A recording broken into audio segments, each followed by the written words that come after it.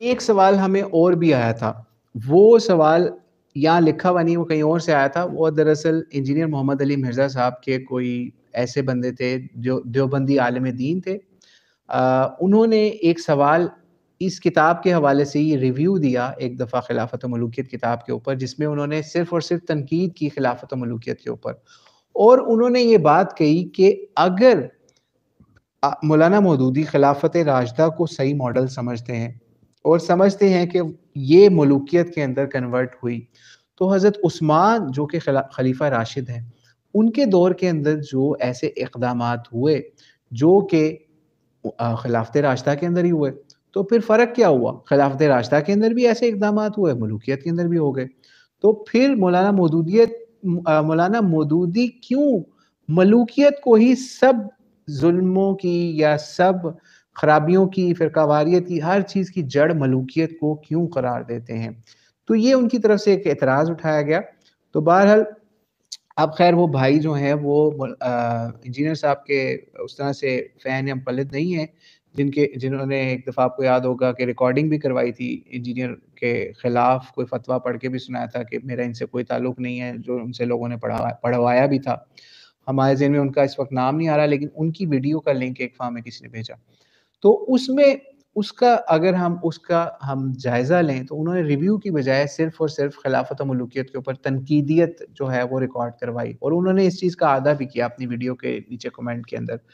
تو اس کو اگر ہم دیکھیں تو ان کا یہ اعتراض ایک اینگل سے ویلڈ ہوتا ہے، وہ یہ کہ اگر خلافت کے اندر ہی یہ کام ہو رہے ہیں تو ملوکیت میں بھی ہو گئے، تو کون سی ایسی بات ہوئی؟ بالکل اس کو اس لینز سے دیکھیے جو مولانا مودودی نے اس کے اندر آپ کو دکھانے کی کوشش کی ہے،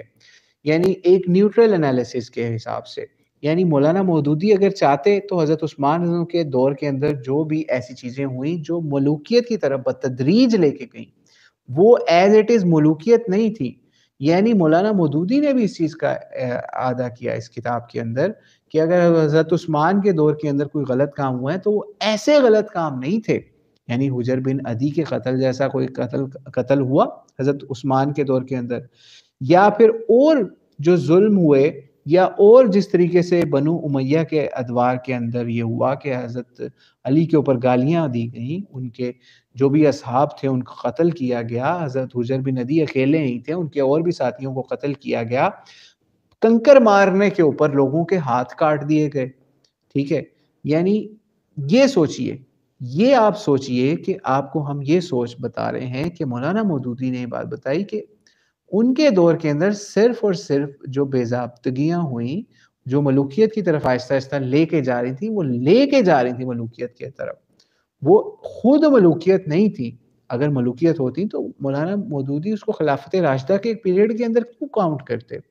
تو اس لیے مولانا نے یہ معاملہ اس کے اندر کلیئر کیا، اور ہم بھی اس کے اوپر آپ کو ایک کلیئر کرنے کی کوشش کر رہے ہیں